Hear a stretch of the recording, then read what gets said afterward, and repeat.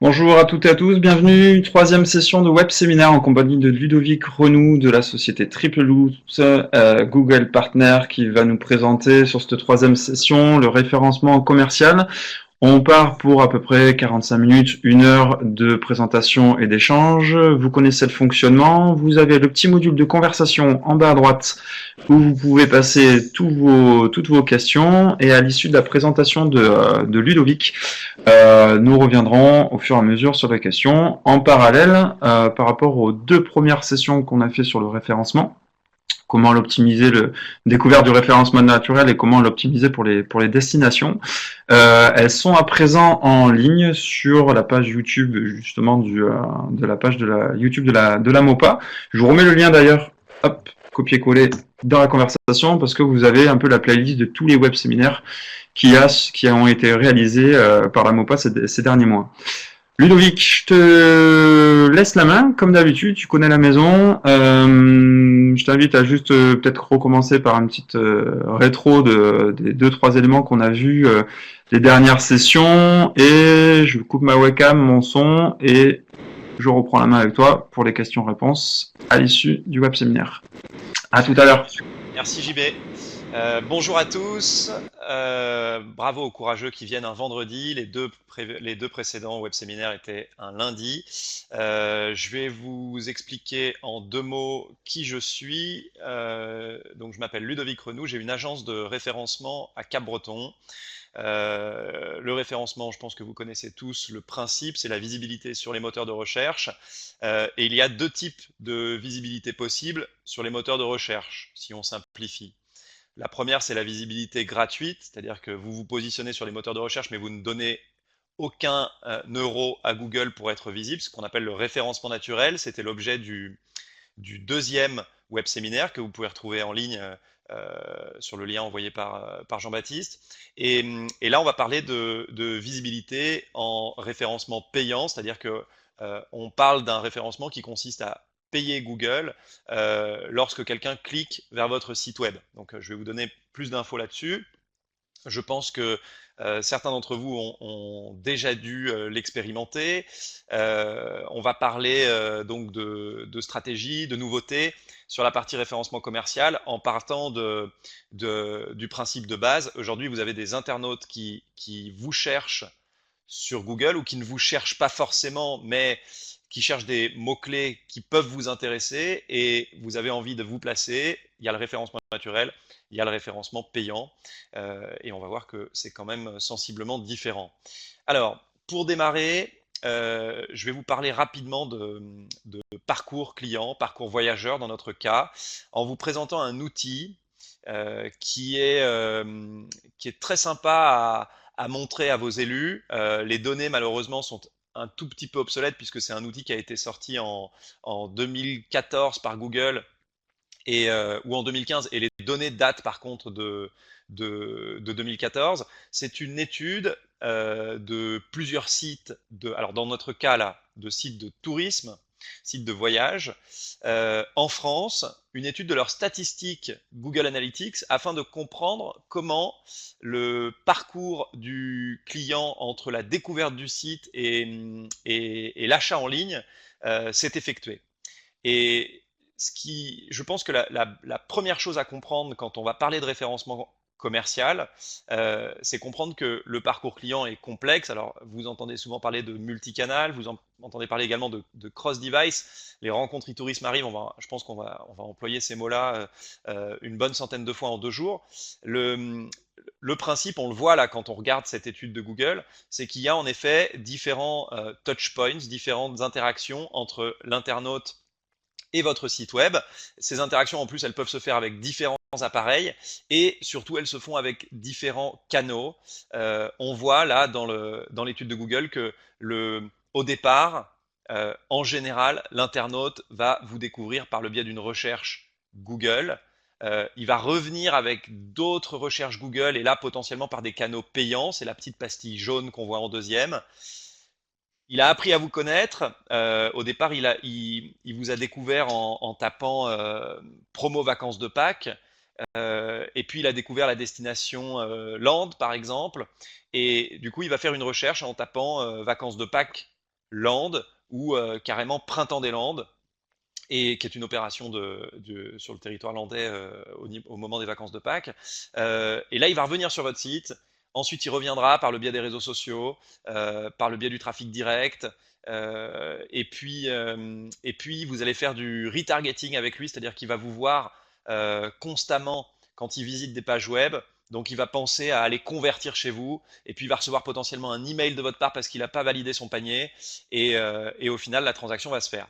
Alors, ce n'est qu'un exemple, même si c'est basé sur des stats de plusieurs sites, mais ce qu'il faut bien comprendre, c'est que différents canaux, dans notre cas là précisément sur le référencement payant, différents types de recherches vont être utilisés dans le cadre du parcours client. Il va d'abord taper idée vacances de Pâques, puis ensuite il va voir qu'il y a des bons plans au moment des vacances de Pâques parce que c'est hors saison pour la plupart des destinations qui nous concernent, donc les prix sont un petit peu plus intéressants. Il va taper bon plan ou promo vacances de Pâques. Vous allez potentiellement être visible avec du référencement payant. Il va découvrir votre destination. Il va pas se décider tout de suite. Il retapera le nom de votre destination associé à vacances de Pâques potentiellement. Là, vous allez sortir en naturel. Et puis petit à petit, le parcours évolue et se termine idéalement par une conversion. Ça, c'est ce qu'il faut bien comprendre quand on fait du référencement commercial, et surtout quand on se pose la question quand est-ce que je dois être visible. À partir du moment où des internautes recherchent un mot-clé, il faut se poser la question si c'est plus pertinent d'être visible lorsque ce mot-clé est recherché en janvier ou lorsque ce mot-clé est recherché en juillet, en sachant qu'on ne sait pas qu'est-ce qu'il y a comme intention exacte derrière le mot-clé recherché. Alors, on va continuer d'avancer dans le diaporama, et puis on reviendra là-dessus si besoin. Je vais vous présenter donc quelques rapides études de cas de référencement payant sur cette diapo. On va commencer de la gauche et puis on finira vers la droite. Juste un petit terme technique, le référencement payant ou référencement commercial, c'est un terme qui est en train de passer un peu has-been, et c'est vrai qu'on utilise de plus en plus le terme search. Le search, c'est en gros diminutif de publicité de recherche ou search engine marketing. Et, euh, et c'est donc la présence sur les moteurs de recherche lorsqu'un mot-clé est tapé et que vous décidez de faire apparaître une annonce. Alors, quelques exemples précis. La première, quelqu'un recherche hôtel Hossegor. Alors c'est très simple, on comprend l'intention tout de suite. Il cherche un hôtel à Hossegor, et en tant qu'office de tourisme, vous allez vous dire euh, est-ce que j'ai pas intérêt à être présent sur cette recherche? C'est très très simple, ça marche en général très bien. Ça coûte par contre relativement cher parce qu'il y a d'autres annonceurs sur la partie hébergement comme Booking qui visent clairement une position de numéro 1. Je voudrais attirer là sur cette capture d'écran à gauche votre attention sur le fait que l'annonce AdWords, l'annonce de référencement payant, n'est pas forcément la même pour Booking que pour les Hortensias du Lac. On voit que Booking.com a deux fois ce qu'on appelle des site links, des liens contextuels qui apparaissent en bas, réservés pour ce soir, réservés pour demain, réservés maintenant, tandis que l'hôtel, lui, a un numéro de téléphone. Booking a des petites étoiles qui indiquent le nombre d'avis, et puis l'hôtel, lui, a 4 site links, mais disposés différemment en bas de la page. Vous noterez également que l'hôtel a meilleur tarif garanti, vue panoramique et 4 étoiles entre lac et mer, ce qu'on appelle des extensions d'accroche. Ce que je veux dire par là, c'est que l'annonce Google est standardisée, mais il existe ce qu'on appelle des extensions d'annonces qui permettent d'être un peu plus visibles, et il est et aujourd'hui un bon référenceur commercial, quelqu'un qui est un bon search engine marketer, doit vous permettre de sortir avec un maximum d'extensions d'annonces pour maximiser votre visibilité et augmenter au maximum votre taux de clic. Alors, on passe à la colonne centrale avec l'exemple du haut, qui est un cas un petit peu plus particulier d'un point de vue stratégique, l'Office de tourisme de Mont-de-Marsan, qui vend en ligne de la billetterie pour l'écomusée de Marquès, qui est un site de visite majeur dans les Landes, qui est pas tout à côté de Mont-de-Marsan, mais qui intéresse la clientèle de Mont-de-Marsan, ou plutôt les visiteurs de Mont-de-Marsan. Et l'Office de tourisme de Mont-de-Marsan ne pouvant prétendre à une première position en référencement naturel sur le mot-clé Écomusée de Marquez, puisque forcément il y a le site de l'Écomusée de Marquez qui va sortir, décide de faire une campagne pour vendre les billets pour l'Écomusée de Marquez à sa clientèle. Là, typiquement, la campagne portait sur mots-clés Marquez et Écomusée de Marquez associé à une géolocalisation de l'internaute sur la zone de Mont-de-Marsan, c'est-à-dire le voyageur qui est sur Mont-de-Marsan et qui tape Écomusée de Marquez, eh ben on va l'inviter à venir acheter soit en ligne, soit à l'office de tourisme son billet pour l'Écomusée de Marquez. C'est une campagne qui a bien marché.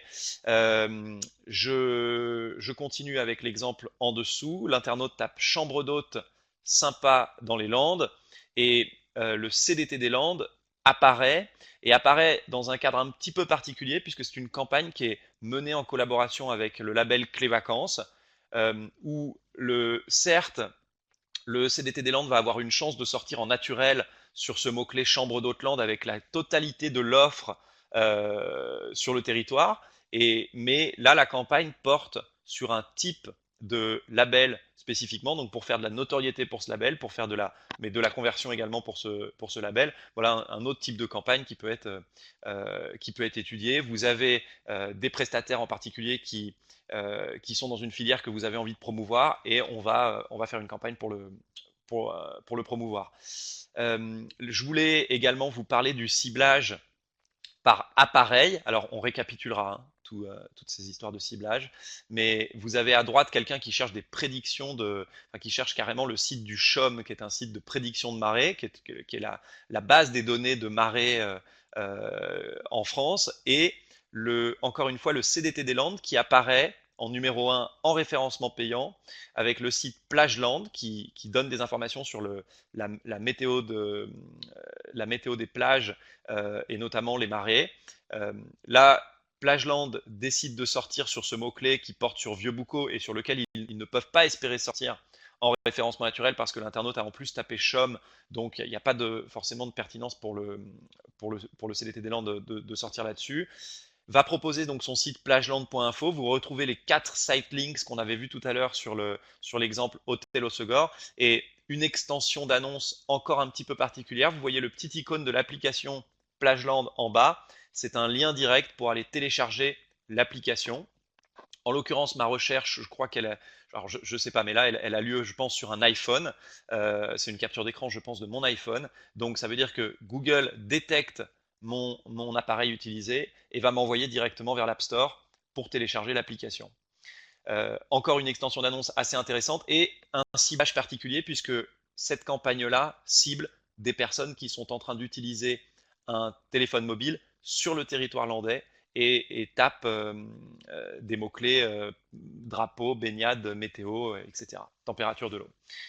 Voilà quelques exemples pour qu'on se familiarise avec cette histoire de search et vous précisez également que cette capture d'écran que l'on voit qui montre du retargeting, ce n'est pas considéré comme du search, c'est considéré comme du display. Alors je vais juste revenir très rapidement là-dessus pour que vous voyez bien comment ça s'organise, étant donné que c'est pas forcément facile à suivre quand vous parlez avec vos prestataires de search, de display et de retargeting. Le principe de la capture d'écran que vous avez sous les yeux, je suis en train d'aller regarder les prévisions de surf sur mon site favori de prévision de surf et je suis reciblé par une agence de location saisonnière qui s'appelle Landocéan qui me dit 197 bien géré, pourquoi pas le vôtre, loué en toute tranquillité. Donc en gros, qui me cible en tant que propriétaire potentiel parce que je suis venu sur leur site, qu'un cookie a été téléchargé et par conséquent qu'ils vont pouvoir me recibler sur ce qu'on appelle le réseau display de Google, c'est-à-dire un nombre très très important de sites qui sont prêts à mettre des bannières venant de Google pour monétiser leur audience. Ça s'appelle du retargeting. C'est quelque chose de très très utile dans le tourisme de destination.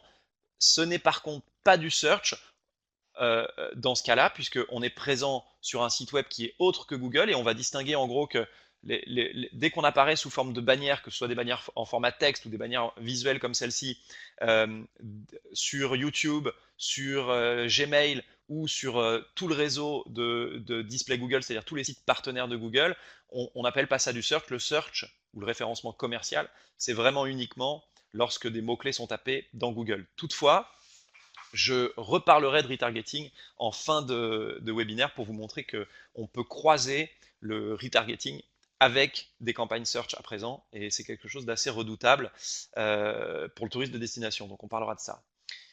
Alors, euh, reprenons la base. Pourquoi on fait du référencement payant?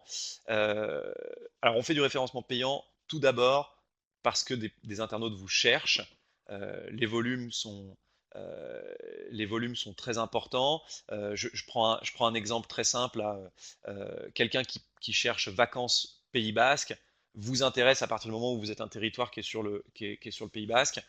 Vous avez envie d'être visible et malheureusement, il n'est pas forcément toujours facile d'être visible en référencement naturel. Et quand bien même vous êtes visible en référencement naturel, malheureusement, vous êtes quand même très très loin d'être aussi visible que les résultats payants. La capture d'écran que vous avez sous les yeux, c'est une recherche pour Hôtel Bordeaux, faite avec un grand écran, hein, mon ordinateur de bureau, et j'ai coupé la capture d'écran au niveau de ce que je voyais sur mon écran. En gros, je vois trois résultats payants qui prennent beaucoup de place justement avec ces fameuses extensions d'annonces qu'on retrouve là encore une fois sur Booking. On voit le même principe que ce qu'on avait vu sur Hôtel Hossegor. Euh, et en dessous, les résultats locaux qui ne vous permettent pas forcément d'être visibles puisque c'est plutôt là des hôteliers qui vont sortir. Et encore, je n'en vois qu'un, donc il y en a deux en dessous.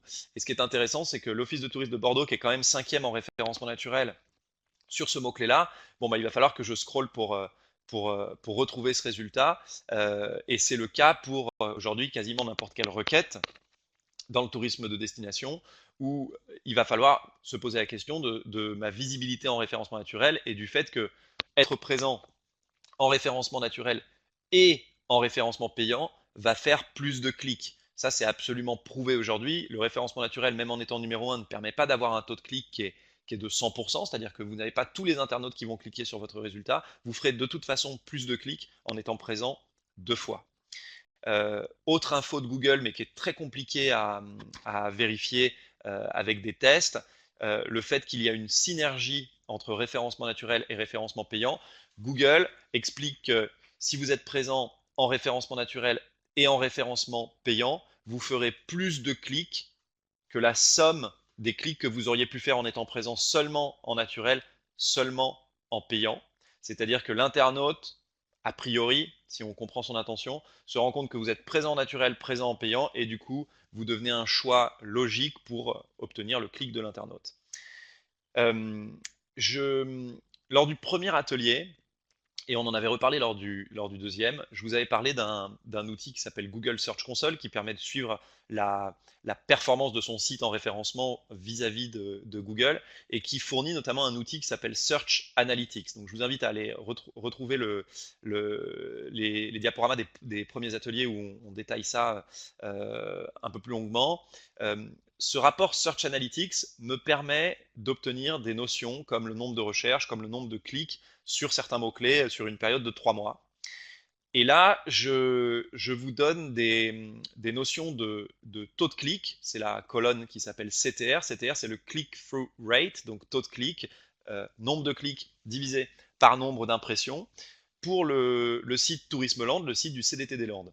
Sur le mot-clé Campingland, Google nous dit que sur les 3 derniers mois, il y a eu 12 485 recherches et que le CDT était présent en 2,6e position en moyenne, c'est-à-dire qu'il était entre la première et la troisième position en moyenne. Et le taux de clic obtenu était de 9,24%, c'est-à-dire moins d'une personne sur 10 qui clique vers le site du CDT. Sur Hotelland, en étant 2,5e, donc entre la deuxième et la troisième place, le taux de clic était de 7%, c'est-à-dire un tout petit peu plus faible, mais dans un même ordre de grandeur. Et j'ai croisé ces infos-là avec les données de taux de clic qu'on a eu sur des campagnes menées en référencement payant en janvier 2016 et en juillet pour la partie hôtel. Alors c'est un petit peu particulier parce que sur la partie janvier, on ciblait un petit peu tout type d'appareil, c'est-à-dire ordinateur, mobile, tablette. Le taux de clic était de 6% pour une position de 2,3e, donc très proche de ce qu'on avait en référencement naturel. Et en juillet-août, une campagne sur l'hôtellerie ciblant uniquement les mobiles, où là on était 2,1 et le taux de clic est de 8,19. Ce que je veux vous montrer par là, c'est que en étant entre 2 et 3e en référencement payant et en étant entre 2 et 3e en référencement naturel, on obtient à peu près le même taux de clic. Et ce taux de clic, malheureusement, est extrêmement faible, c'est-à-dire qu'on va se retrouver avec 10% de clics par rapport au nombre de recherches totales, alors qu'on est pourtant top 3 en référencement naturel. Donc c'est un des intérêts aujourd'hui du référencement payant, se rendre compte qu'on ne peut pas être présent sur la totalité des requêtes en naturel et que quand bien même on est présent, aujourd'hui on passe à côté de clics et on pourra avoir plus de clics si vraiment il nous intéresse avec du référencement payant. Alors, parlons maintenant un petit peu plus technique et notamment une nouveauté qui nous tombe dessus entre le premier euh, atelier qui avait été mené avant l'été et celui-là, l'arrivée des Expanded Text Ads. Alors, donc en gros, des annonces avec un format un petit peu plus important que les annonces classiques. Alors, vous allez voir que c'est pas majeur quand on regarde concrètement comment ça se passe sur les pages de résultats. Sur la requête stage de surf à Seignos que vous avez sous les yeux, vous avez le premier résultat Aloha École de Surf qui a une Expanded Text Ad et vous avez École Surf Cabreton qui a un ancien format d'annonce, donc qui n'est pas passé sur les nouveaux formats proposés par Google. Le nouveau format proposé par Google, il est un petit peu schématisé sur la partie droite. C'est deux champs de titres de 30 caractères qui vont s'afficher côte à côte dans la majorité des cas. Stage de surf à Senos, surf à la Toussaint avec Aloha, ce sont les deux lignes de titre, et une seule grande description qui va apparaître en dessous. Donc là, pour Aloha École de surf, c'est du 22 octobre au 2 novembre, profiter d'un séjour 100% surf. L'URL affichée, c'est-à-dire alors ce n'est pas exactement la page vers laquelle on va envoyer l'internaute, mais c'est la page qui s'affiche et qui forcément a un rapport avec la page vers laquelle on va l'envoyer, permet d'afficher deux sous-dossiers, ce qui n'était pas le cas du tout sur l'ancienne version. Et on va pouvoir dire, par exemple, si vous faites une promo sur les hôtels à Pâques, on va pouvoir dire tourismeville.com, donc le nom de votre ville, tourismeville.com, slash Pâques, slash promo hôtel, par exemple. On a deux champs d'URL de 15 caractères chacun. Alors il faut savoir que si on prend les deux titres de 30 caractères et la description de 80 caractères, on a bien plus d'espace qu'auparavant, où on avait un seul titre de 35 caractères, stage de surf à Cap-Breton, et ensuite deux petites lignes de description qui là s'affichent en une seule ligne de 35 caractères chacune, c'est-à-dire 70 caractères en tout. Donc on a quand même plus de place et vous voyez que Google, si aujourd'hui vous n'avez pas vos annonces qui sont passées en Expanded Text Ad, vous avez Google qui en gros va réutiliser là, dans le cas de École de Surf Cabreton, va réutiliser école-surf-cabreton.com qui est le nom de domaine pour combler, on va dire, l'espace vide de cette annonce par rapport à l'autre. L'arrivée des Expanded Text Ads n'a pas d'impact sur les extensions d'annonces, c'est-à-dire que vous allez voir là sur Aloha qu'on a les avis, l'adresse, le numéro de téléphone et les site links qui apparaissent, même si c'est une Expanded Text Ad, on a le même fonctionnement en termes d'extension d'annonce. Alors, rentrons un peu plus sur la partie à la fois technique et stratégique pour bien comprendre ce qu'on peut faire avec Google en search. Juste un commentaire qui n'est pas dans le diaporama et c'est peut-être une question qui sera posée plus tard. Je vous parle je vous parle exclusivement de Google aujourd'hui pour la bonne et simple raison que Google c'est 14% de part de marché en France. Vous avez la stat exacte dans le premier webinaire avec la part de marché de Bing et Yahoo qui sont les deux principaux concurrents de Google. Le fait que ce soit plus de 9 recherches sur 10 fait qu'il est aujourd'hui un petit peu contre-productif, alors tout dépend encore une fois du type de campagne que vous voulez mener, d'aller se placer sur un moteur de recherche comme Bing ou comme Yahoo, où on a les mêmes possibilités, on a la possibilité également de faire du référencement payant, mais le coût, on va dire, pour y aller, va peut-être pas forcément en valoir la chandelle par rapport au nombre de clics et au volume d'achat d'espace qu'on va pouvoir faire sur ce type de site. Alors, revenons rapidement sur Google, même si le fonctionnement est relativement le même sur Bing et sur Yahoo, mais ce sont des outils qui sont différents. Lorsque vous créez une campagne de référencement payant avec l'outil Google AdWords, qui est l'outil de Google, vous avez un certain nombre d'options pour cibler votre internaute. Si on fait un, un parallèle malheureux avec la guerre, le référencement naturel, on ne sait pas trop vraiment ce qu'on va toucher, mais on va essayer de faire une action relativement massive sur l'ensemble du site pour l'optimiser dans sa globalité. Ça ressemble un petit peu à une arme de destruction massive. On va peut-être pas forcément toucher les bons internautes, mais on va potentiellement les toucher et on n'est même pas sûr de les toucher. Et à contrario, le référencement payant, c'est plus la frappe chirurgicale où on va avoir un ciblage extrêmement précis qui va nous permettre de toucher pile la bonne cible et de ne payer que quand c'est la bonne cible qui est touchée. Alors, d'abord, le premier ciblage, vous l'avez compris, c'est le mot-clé. Encore faut-il bien comprendre l'intention qu'il y a derrière le mot-clé, mais c'est vraiment le mot-clé qu'on va aller cibler. Donc là, vous avez un exemple à droite. Je veux toucher avec alalandaise.fr, qui est un blog d'idées et de secrets sur les vacances dans les Landes. J'ai envie de toucher des gens qui tapent vacances Landes. Voilà. Et là, il y a en l'occurrence idées vacances Landes qui m'intéresse aussi, mais en gros, le principe, c'est tous les gens qui vont taper vacances, week-end, séjour, Landes. On a envie de cibler ces personnes. Ça, c'est le ciblage du mot-clé et c'est bien évidemment la base du référencement payant et ce qui fait aujourd'hui son gros succès. Alors, euh, toutefois, on a la possibilité d'aller beaucoup plus loin que ce simple ciblage de mots-clés. La plupart des campagnes ont beau être menées avec simplement le ciblage de mots-clés, on peut aller beaucoup plus loin, et notamment, il y a quelque chose qui va être très intéressant, c'est la géolocalisation. Alors, elle est en l'occurrence utilisée dans la campagne que vous avez à droite, dans l'exemple de campagne que vous avez à droite. Lorsque quelqu'un tape Vacances-Land, oui, j'ai envie de promouvoir le site alalandaise.fr, mais je n'ai pas envie de le faire quand c'est quelqu'un qui tape ce mot-clé depuis les Landes, ou quand c'est quelqu'un qui tape ce mot-clé depuis la région Rhône-Alpes ou la région PACA. Pourquoi? Parce que les conseils qu'on va donner à la landaise, c'est plutôt la petite escapade dans les Landes, et par conséquent, on va cibler les territoires qui amènent le plus de voyageurs dans les Landes sur des escapades courtes, les Toulousains, les Bordelais, Poitou-Charentes, etc.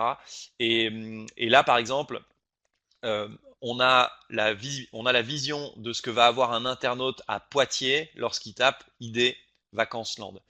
L'outil que je vous présente là en colonne de droite, c'est un outil qui vient avec Google AdWords, qui permet de prévisualiser ces annonces, donc de voir en gros ce que l'internaute va voir, sans pour autant comptabiliser des statistiques sur la vue de ces annonces, c'est-à-dire que sans casser la fiabilité potentielle de, de la campagne en faussant les stats, vous avez en gros votre campagne qui va apparaître ou ne pas apparaître en fonction du ciblage que vous avez choisi. Et là, si je tape Mont-de-Marsan, malheureusement, je ne vais pas voir à la landaise. Par contre, si je tape Poitiers dans la zone, je vais voir à la landaise. Et c'est notamment très très pratique quand vous faites des campagnes pour cibler d'autres territoires ou quand vous faites des campagnes pour cibler des étrangers. Et ça sera très compliqué de voir exactement ce que voient les étrangers en allant sur Google parce que Google va se rendre compte que vous êtes en France.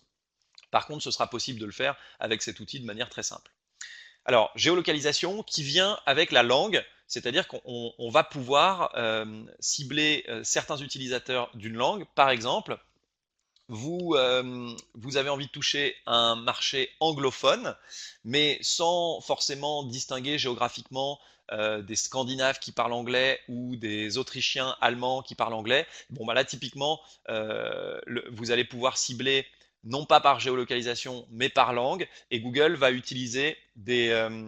toucher des personnes qui ont utilisé ou utilisent la langue anglaise sur leur ordinateur. Voilà, ça va permettre de ne pas forcément s'arrêter à un marché ou à un pays, et ça peut être intéressant. Ça reste quand même un petit peu moins utilisé que la géolocalisation. Et autre élément très utilisé, l'appareil. Alors, l'appareil utilisé, on l'a vu tout à l'heure sur Plageland avec un ciblage qui portait sur les mobiles, mais on va avoir la possibilité de cibler uniquement des personnes qui sont sur un ordinateur, notamment si vous avez un site qui n'est pas encore responsive ou qui n'est pas idéal en termes de fonctionnement responsive. Euh, ça peut être intéressant d'avoir un ciblage par appareil. Le fait d'utiliser un mobile, par exemple, quand on est en train de rechercher Hôtel Land et qu'on est dans les Landes, indique très probablement qu'on est sur la route et qu'on a vraiment un besoin désespéré de trouver un hôtel pour se loger. Donc ce type de campagne peut être très très intéressant. Il y a des études de cas comme la chaîne Accor qui fait des campagnes pour les hôtels qui sont placés près des aéroports lorsque les gens cherchent hôtel plus le nom de l'aéroport et qui sont dans la zone de l'hôtel. Voilà. C'est des campagnes qui sont très intéressantes et on va pouvoir communiquer de manière un peu différente qu'avec le référencement naturel. Tout nouveau sur Google, le ciblage par âge et le ciblage par genre. Alors vous savez que Google vous flique, enfin en tout cas on a des informations qui sont données par Google. Je vais vous donner une adresse sur laquelle vous pouvez voir le profil que Google enregistre sur vous. Alors malheureusement, je, on va voir, voilà, je vais vous la passer par la conversation.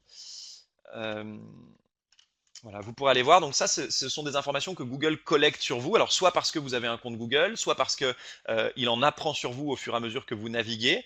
Et vous me direz si vous voyez quelque chose. Je sais que l'adresse de base c'est google/ads/preferences, donc préférence, mais écrit pareil qu'en français, juste avec l'accent, où vous avez des informations. Google va me dire que j'ai entre 25 et 34 ans. Il va bientôt falloir qui se mettent à jour, mais pour l'instant il est encore bon, que je suis un garçon et que j'aime tel type de truc. Et du coup, il va être capable de me servir des publicités qui pourraient mieux me correspondre. L'âge et le genre au niveau du search, c'est tout nouveau, c'était disponible sur des campagnes display, et aujourd'hui on a la possibilité de dire, par exemple, je vais reprendre mon exemple de à la landaise, on l'a pas fait dans ce cas-là parce qu'on n'en avait pas vu l'utilité, mais si on considère que à la landaise s'adresse à une cible plutôt 40-60 ans, très attachée au bien vivre, à la gastronomie, eh ben, je vais avoir la possibilité de mettre une enchère supérieure sur cette clientèle-là et une enchère inférieure quand la personne a 25 ans, par exemple. Et enfin, je vous ai parlé tout à l'heure de retargeting pour le search. Google permet depuis assez peu de temps de croiser les recherches mots-clés faites par les internautes avec potentiellement la géolocalisation, la langue, l'appareil, comme je vous l'ai montré tout à l'heure, mais euh, avec des données comportementales. Alors, le plus utilisé, c'est ce qu'on appelle le retargeting for search ads.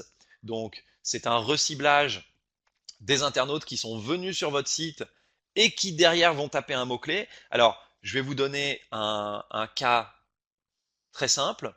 Vous avez envie de, euh, vous avez envie de vendre du séjour pendant les vacances de Pâques. Vous savez que la concurrence est ultra rude sur des mots-clés comme vacances de Pâques, bon plan vacances de Pâques, promo vacances de Pâques, etc. Avec énormément de sites qui ont des choses à offrir un peu partout dans le monde. Et vous n'avez pas le budget ni forcément la pertinence de sortir avec votre destination sur le mot-clé vacances Pâques, parce que votre destination, elle va souffrir d'un complexe d'infériorité par rapport au Maroc, au sud du Portugal ou aux Canaries, par exemple. Donc, vous allez utiliser un ciblage comportemental en plus et dire, je vais recibler toutes les personnes qui sont venues sur mon site sur ces mois, et ceux qui tapent vacances Pâques ou bon plan vacances Pâques, eh bien là je vais apparaître sur Google parce que je sais que eux me connaissent et que je serai une destination de choix potentiellement pour leurs vacances de Pâques.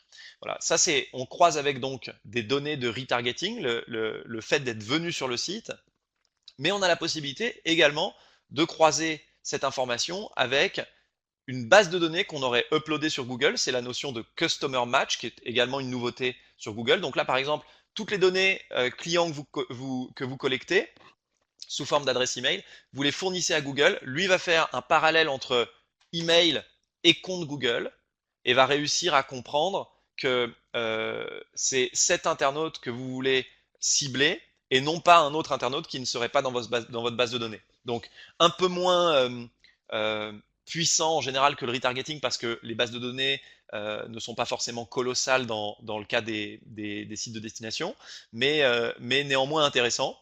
Et il faut savoir que quand on fait à partir du moment où on collecte de la donnée audience auprès de Google, on a la possibilité également de toucher les audiences similaires. Alors ceux qui sont assez pointus sur la partie pub Facebook, ils verront un parallèle puisqu'on a la possibilité de faire la même chose avec les lookalike audiences de Facebook. On fait plus ou moins la même chose, c'est-à-dire qu'on veut toucher potentiellement des gens qui ressemblent à nos fans. Voilà. Donc c'est ça, depuis que Facebook est sorti, Google a fait beaucoup a proposé beaucoup d'améliorations justement sur cette partie comportementale. Donc voilà les options de ciblage et on va poursuivre avec un exemple de campagne. Alors là, cette fois-ci, c'est pas une campagne que nous avons gérée et ce n'est probablement pas du tout une campagne qui correspond au topo que je viens de vous faire, mais on va le prendre quand même. L'internaute tape Vacances-Land et l'office de tourisme de Biscarrosse pourrait se dire, ok, je sais que l'internaute est venu sur mon site dans une période précédente. Alors ça va jusqu'à 540 jours. Pour être précis, donc plus d'un an. L'internaute est venu l'année dernière, enfin dans les 12 mois passés, sur mon site. Il tape Vacances-Land. Je sais que je suis une destination de choix pour lui. Eh bien, je vais lui proposer mon offre une semaine pour 4 à partir de 280 euros.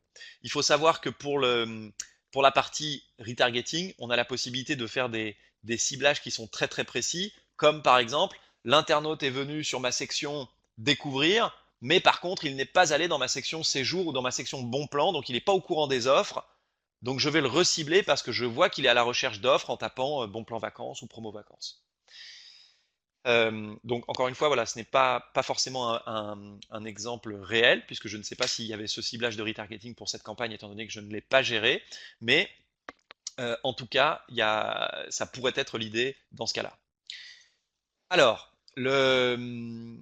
concrètement, comment ça va se passer au niveau de Google AdWords? Alors, peut-être que parmi les personnes qui sont là, il y a des personnes qui utilisent elles-mêmes Google AdWords.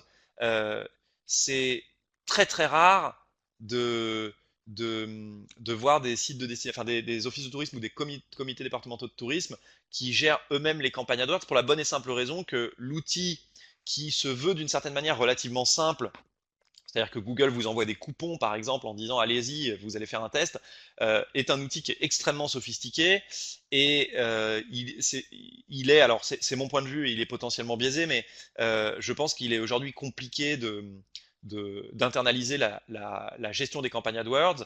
Par contre, il y a un gap très important entre internaliser la gestion des campagnes AdWords, qui me paraît donc peu pertinent et un petit peu idéaliste, et le fait de sous-traiter sans se mêler suffisamment des campagnes qui vont être gérées.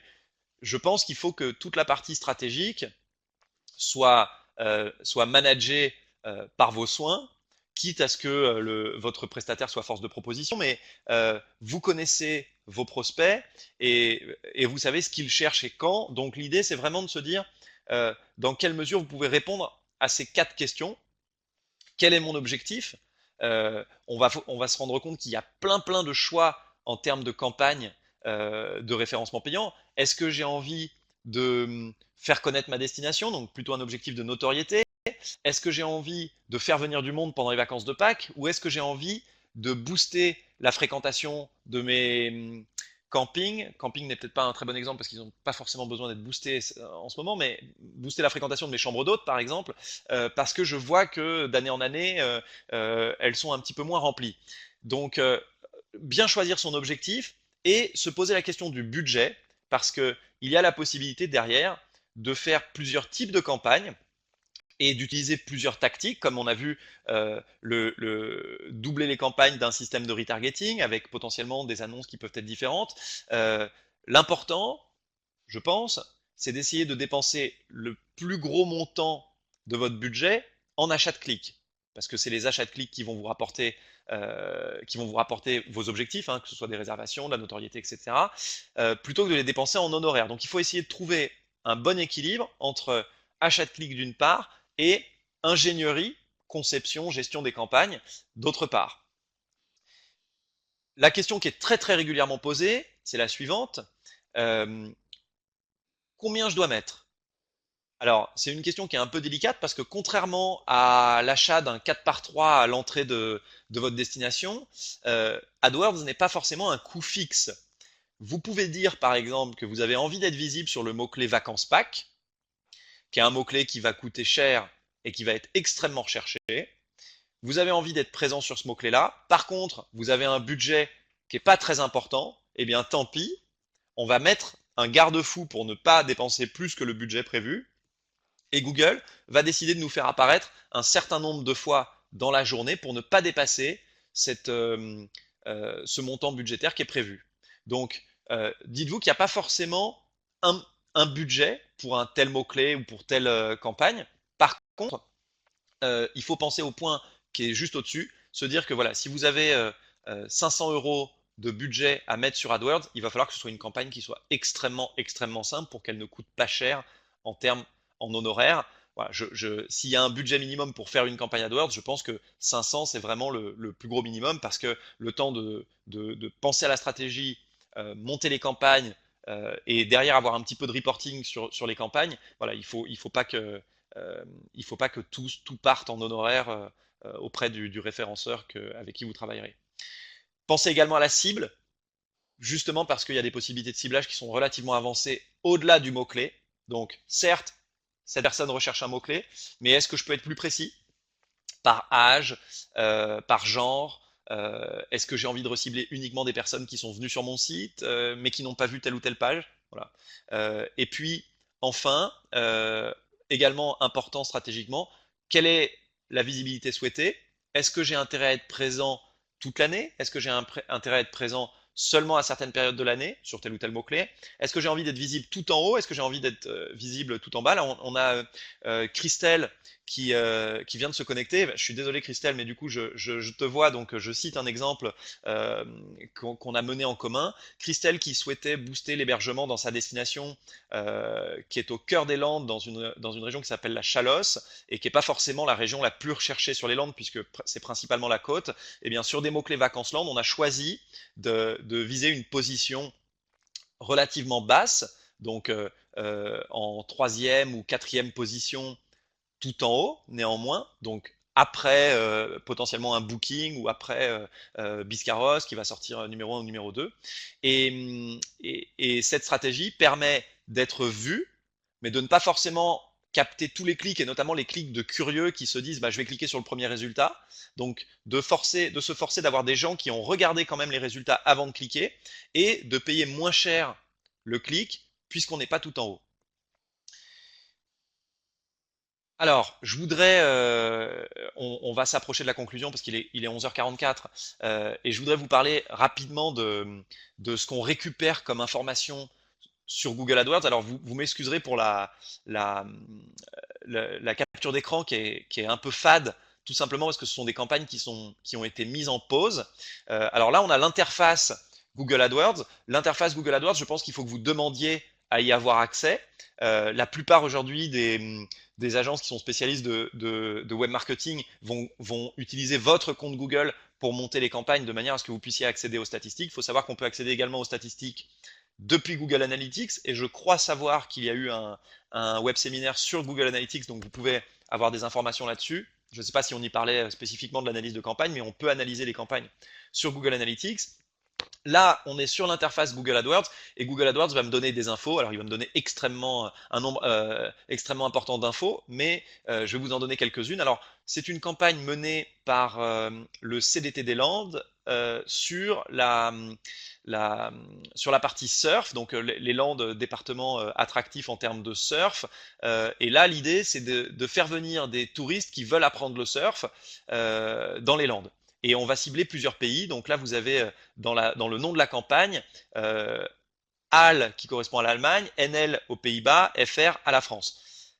L'idée, c'est de toucher des gens qui vont taper des mots-clés comme école de surf land, donc des gens qui connaissent déjà la destination, mais également de toucher des gens qui vont taper stage de surf ou apprendre le surf. Ça, c'est ce qu'on appelle les campagnes génériques. Donc vous les avez en ligne 1, ligne 2 et ligne 4. Ce sont les campagnes génériques en allemand, en néerlandais et en français.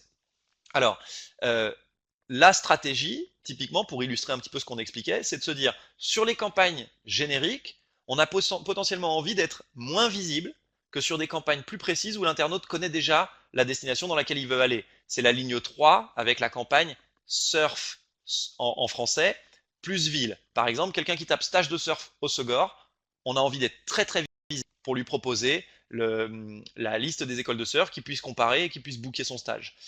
L'idée, c'est donc d'être très visible et avoir une position moyenne relativement haute. C'est pour ça que nous sommes prêts à payer cher pour avoir une position de 1,4e. Donc c'est la colonne position moyenne qui est un petit peu entourée d'ailleurs. Par contre, vous allez voir que ce n'est pas la même position sur la campagne néerlandaise et sur la campagne allemande, où là ce sont des mots-clés beaucoup plus larges et on se retrouve en concurrence avec le Portugal, les Canaries, le Maroc, Bali, les Philippines. Donc du coup, on va avoir une position plus basse, une ambition un petit peu revue à la baisse, et de ce fait payer peut-être un peu moins cher un clic qui pourrait être très très cher en étant numéro 1.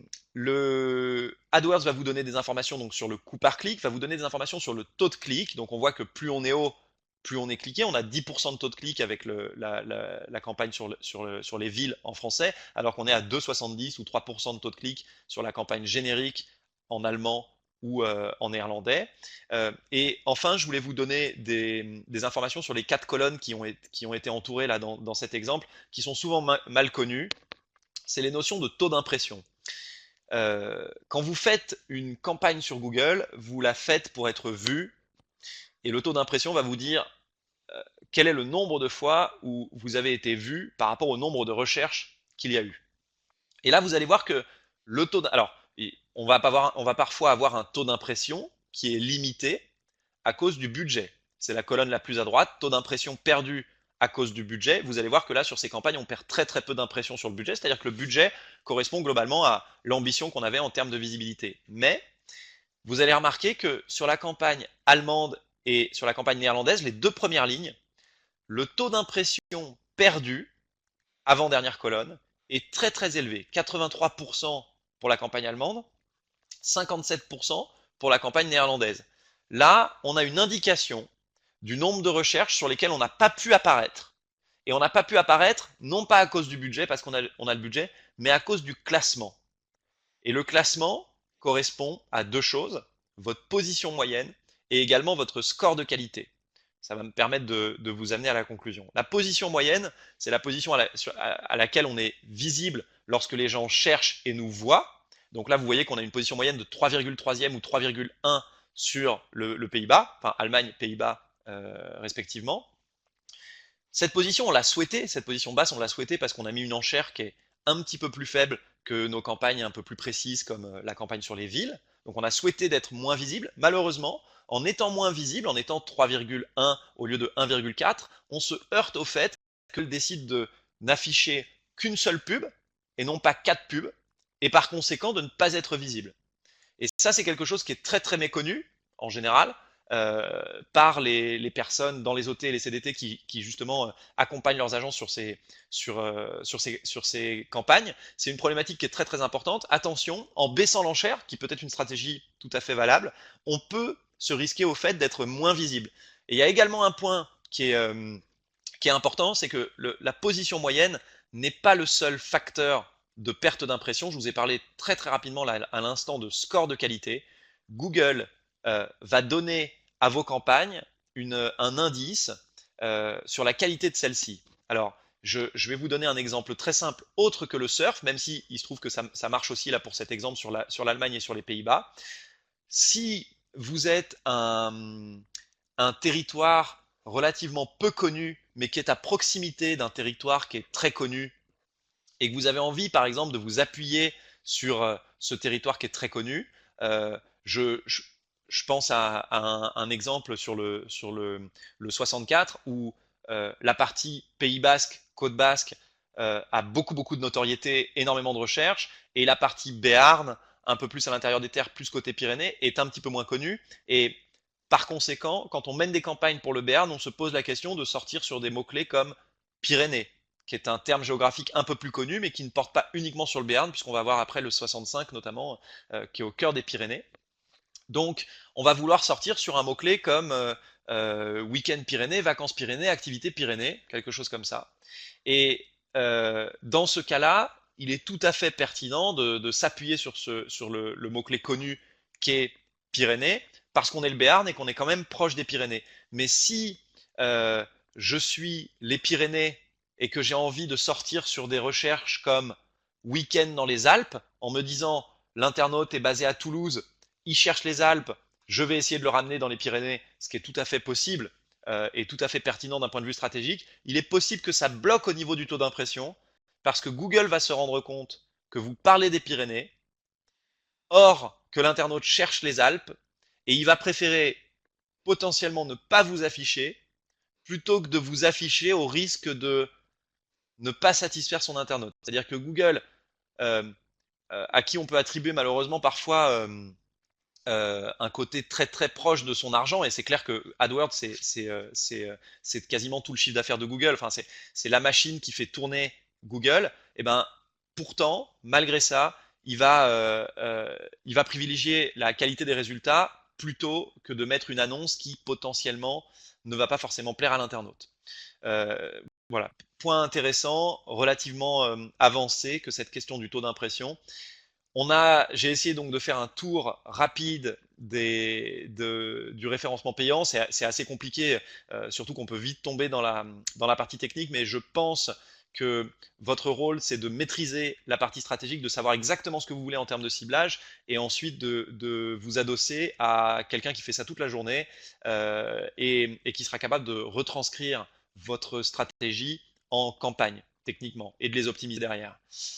Merci à tous. On enchaîne sur les questions avec JB.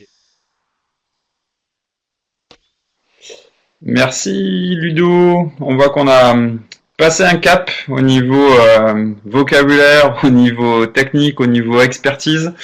D'où ta petite slide de récap d'approche stratégique avant de partir un petit peu, on va dire, à l'arrache, sans maîtriser le budget, sans maîtriser les cibles et tout ça. On va laisser du coup laisser place à quelques réactions, quelques demandes de précision. Ça peut être aussi bien au niveau du vocabulaire, au niveau du positionnement, au niveau de la lecture là de ce tableau où tu as passé un temps, tu as bien fait de la pédagogie justement un peu à tous ces éléments au niveau des campagnes de compréhension des taux d'impression perdus, tout ça qui sont vraiment un jargon qui change aussi, hein, qui évolue fréquemment quand même sur les termes utilisés de Google.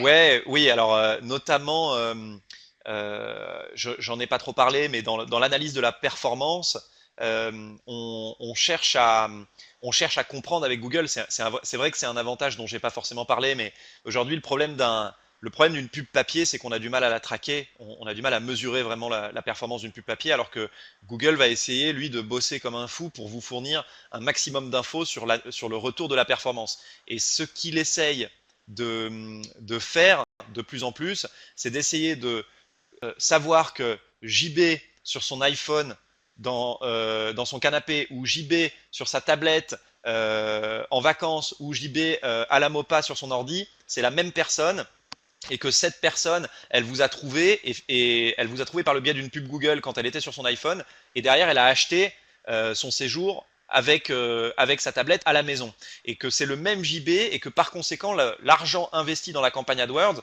a eu un retour. Mais c'est un retour qui est indirect. Et ça, aujourd'hui, c'est très très compliqué à tracer. Mais il y a beaucoup de progrès là-dessus. Et c'est pour ça notamment que je pense que faire appel à un professionnel qui peut justement configurer cette partie tracking, c'est quelque chose qui dépasse un petit peu voilà, les compétences de quelqu'un pluridisciplinaire qui s'occupe du web marketing ou du marketing Ouais, totalement. Alors connecté. sur ça, ma casquette d'animateur et d'organisation de formation pour le réseau, on voit vraiment la distinction et il y avait une intervention là dans les commentaires. À chacun son job en effet, hein, une approche stratégique, cible. Qu'est-ce qu'on veut faire? Est-ce qu'on veut vendre? Est-ce qu'on veut faire du trafic? Et après, ceux qui peuvent suivre le changement de suivre les changements, les évolutions de Google dans tout ça, qui sont experts, qui ont le nez dedans, 24 heures sur 24, qui peuvent mener à bien un retour sur investissement sur ce qui est investi. On prend la première question. Christelle, sur une campagne de notoriété, doit-on envisager quelque chose d'étalé sur une année? Alors, je pense que je pense qu'on n'a pas les moyens forcément de faire une campagne de notoriété à l'année pour la bonne et simple raison, Christelle, que souvent, qui dit notoriété dit beaucoup de budget. Alors, comme, comme JB l'a dit au tout début, nous, on est Google Partner et donc on a à ce titre pas mal d'interactions avec des conseillers Google et aussi des web séminaires d'ailleurs avec Google directement qui sont dédiés aux agences. Et typiquement, ce que répondrait mon conseiller Google là-dessus, c'est qu'une campagne notoriété ne doit pas venir seule, c'est-à-dire que lui va nous proposer, va nous conseiller une série de campagnes un petit peu dans l'idée du parcours client que je présentais tout à l'heure en première diapo. Et Christelle, du coup, tu l'as pas vu, mais tu pourras le regarder dans l'enregistrement avec euh, comment puis-je faire connaître ma destination en amont, potentiellement avec du YouTube, si on n'a pas les moyens de faire de la télé, hein, ce qui va être le cas. Donc potentiellement faire connaître ma destination avec du YouTube ou faire connaître ma destination, comme je l'ai expliqué pour le Béarn, euh, avec la partie Pyrénées. Et je suis désolé, je suis en train de regarder en plus la question qui arrive, donc je me suis un peu déconcentré, je reviens. Donc faire du search en se rapprochant de mots-clés proches qui sont connus et de manière à faire parler de ma destination, faire du YouTube pendant une période relativement courte mais en mettant beaucoup de budget au moment où les gens commencent à réfléchir à leurs vacances. Donc il faut quand même avoir vraiment une stratégie en se disant je veux faire venir les gens quand? Est-ce que je veux faire venir les gens pour la haute saison? Est-ce que je veux faire venir les gens hors saison? Et quand est-ce que ma campagne de notoriété sera le mieux placée en fonction du volume de recherche de ces internautes? Et derrière, être présent sur des mots-clés. Donc là, on n'est plus sur de la campagne de notoriété, mais sur des mots-clés qui sont plus sur de la recherche, pas forcément encore sur votre destination, mais sur la destination proche, en se disant, là, je vais les capter parce que maintenant, ils me connaissent, ils ont entendu parler de moi. Voilà, je ne sais pas si ça répond vraiment à cette question qui est très courte et qui malheureusement mérite une réponse très longue. Mais voilà en gros, Christelle, le principe. Du coup, sur la précision de Marie-Sophie là, par rapport à le cas pratique qu'ils ont eu sur une campagne de communication de référencement Béarn par rapport à Pays Basque. Alors, techniquement, c'est pas forcément hors sujet. Par exemple, Pyrénées pour Béarn. Alors attendez, j'ai un petit retour. Je sais pas si je coupe mon micro et je le remets, hein. On va voir si c'est mieux.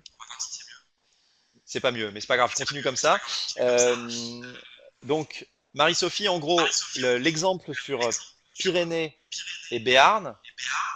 euh, Ouais, JB, ça t'ennuie pas de couper juste ton micro pour voir? Ah, mais tu l'as coupé. C'est bon, c'est bon, merci. Donc, le, quand le Béarn fait campagne de visibilité sur le mot-clé Pyrénées, ça me paraît pertinent. Et pour Google, ça va passer techniquement parce qu'on va pouvoir communiquer sur Béarn Pyrénées, qui est un petit peu en plus la marque de destination. Par contre, dans le cadre de Béarn qui s'appuie sur les mots-clés Pays Basque, ça peut être un peu plus compliqué parce que Google, aussi sophistiqué soit-il, est quand même un robot. Et à partir du moment où on va dire, quelqu'un tape vacances Pays Basque et on dit vacances en Béarn dans notre annonce, Google va dire ça me paraît pas pertinent, il n'y a pas d'utilisation du mot-clé Pays Basque. C'est hyper abrupt comme remarque, mais il se trouve que ça fonctionne un petit peu comme ça, c'est-à-dire que le score de qualité, dont j'ai parlé un petit peu à la fin, va prendre en compte notamment la pertinence de votre page de destination et la pertinence de votre annonce par rapport au mot-clé sur lequel vous avez envie d'être visible. Donc typiquement, si on ne peut pas utiliser le, le nom de la destination entre guillemets concurrente, enfin la destination à côté, c'est pas forcément un très très bon plan. Donc on va dire stratégiquement, je connais pas les détails de cette campagne, Marie-Sophie, mais stratégiquement, je me dis que peut-être que Pyrénées serait plus pertinent que Pays Basque pour, euh, pour Béarn.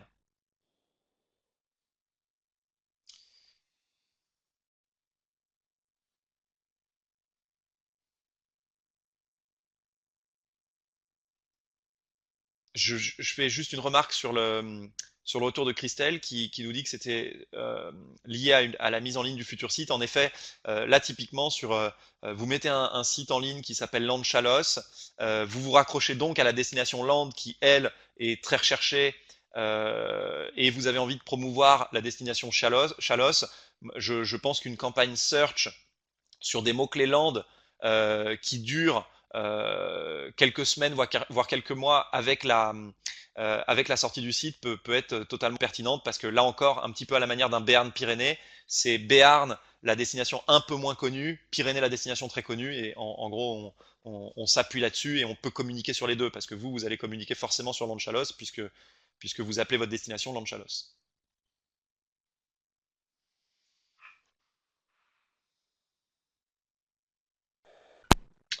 Alors, je ne sais pas s'il y a encore un retour micro. On va laisser écrire les retours et quelques questions. Est-ce qu'il y en a d'autres parmi les participants qui ont des questions à poser à Ludovic sur ces sujets-là avant qu'on clôture? Parallèlement, on va mettre à jour ensemble la foire aux questions un peu qu'on a sur ces trois sessions de web séminaire et qu'on mettra dans le compte rendu général en fait à côté des diffusions. Est-ce qu'on a une dernière question, Ludo, une précision particulière à apporter ou on est bon peut-être? J'ai une précision, JB, de teasing. Le fait que on parle de ces campagnes sur une formation, mais je crois elle est peut-être un peu trop bookée, donc je suis peut-être un peu hors sujet sur le teasing, mais le 9-10 novembre, on a une formation sur affiner sa stratégie web marketing qui va parler notamment de ce type de problématique et également vous proposer, les participants, pour ceux qui sont encore connectés, de m'en parler directement si vous avez des problématiques de campagne, puisqu'on se voit enfin, potentiellement dans 3-4 jours, quoi, pendant les rencontres Carrément. à Pau. Formation MOPA qui est pleine, il me semble, mais qui sera reconduite l'année prochaine parce que le sujet, comme on le voit, hein, ça titille un petit peu. Question de Marie-Sophie. On nous a dit que Google Display ne pouvait pas être ciblé sur tel ou tel site qui nous affiche. Il faut être très précis sur le ciblage comportement. Pas notre interrogation. Alors, Marie-Sophie, peut-être que j'interprète mal la question, mais je comprends que euh, euh, vous vouliez être présent sur des sites très très précis. Par exemple, vous vouliez être présent uniquement sur des sites météo, par exemple, ou sur des sites de tourisme. Et on vous a dit que c'était pas possible. C'est possible. Par contre, ça dépend la liste de sites, mais ça peut être un boulot qui est assez colossal. Par exemple, euh, je vois que tu es, Marie-Sophie, sur le territoire 64. On a fait des campagnes jusqu'à l'an dernier pour toucher des pêcheurs qui puissent venir pêcher la truite dans le 64 et on avait établi une liste de sites de pêche avec le CDT 64 de sites qui paraissaient pertinents. Donc c'est tout à fait possible de le faire. Par contre, voilà, c'est un boulot qu'il faut envisager. La meilleure façon de fonctionner, c'est de dire je connais certains sites, j'ai envie de me mettre dessus, donc je vais les rentrer dans mon ciblage, mais je vais permettre à Google également de faire un ciblage par mots-clés parce que tous les partenaires Google du réseau display euh, sont donc parcourus par le robot Google qui est capable de comprendre que tel site parle de VTT, tel site parle d'hébergement, tel site parle du Pays Basque, tel site parle du Béarn. Donc, je pense qu'un ciblage restrictif par site, ça peut être un peu limite si on n'a jamais testé on va dire ce cluster de sites. Par contre, mettre ce cluster de sites directement dans la campagne, mettre une enchère un petit peu supérieure pour ces sites-là, laisser Google proposer d'autres sites parce qu'on ne les connaît pas forcément tous, et à la fin de la campagne, ou en cours de campagne, selon la durée de la campagne, passer les sites qui fonctionnent bien dans le cluster de sites ciblés afin d'avoir une enchère supérieure. Pour les campagnes pêche dont je parlais tout à l'heure, Marie-Sophie, on les a menées pendant 3-4 ans, je dirais. Et chaque année, on affinait la liste et on avait chaque année une meilleure performance puisqu'on se retrouvait sur des sites qui étaient très intéressants. Après, le ciblage comportemental peut venir en plus et permettre d'affiner. C'est pas du tout pertinent là sur ma partie pêche où on est déjà dans une niche. Par contre, c'est clair que si on veut faire pour la Toussaint une campagne auprès des familles, voilà, là on va site de tourisme avec un ciblage potentiellement par âge et peut-être cibler que des femmes. Ça peut être pertinent.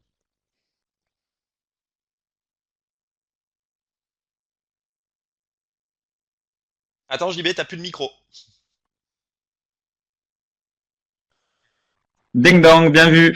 Je disais donc ouais, je vous propose qu'on reste sur ça parce qu'on a déjà passé une bonne heure du coup sur ce web séminaire. Un grand merci Ludo d'avoir partagé ton expertise lors de ces 3 web séminaires sur le référencement. On te retrouve donc en formation. Vous pouvez retrouver Ludo sur ces 3 web séminaires qui sont enregistrés sur la chaîne YouTube de la Mopa. Que dire de plus? On se retrouve la semaine prochaine pour les rencontres du e-tourisme à Pau. Et voilà, merci à tout le monde d'avoir suivi ce web séminaire avec Ludo et moi-même. Et très bonne journée, très bon week-end. Salut Ludo. À bientôt, merci.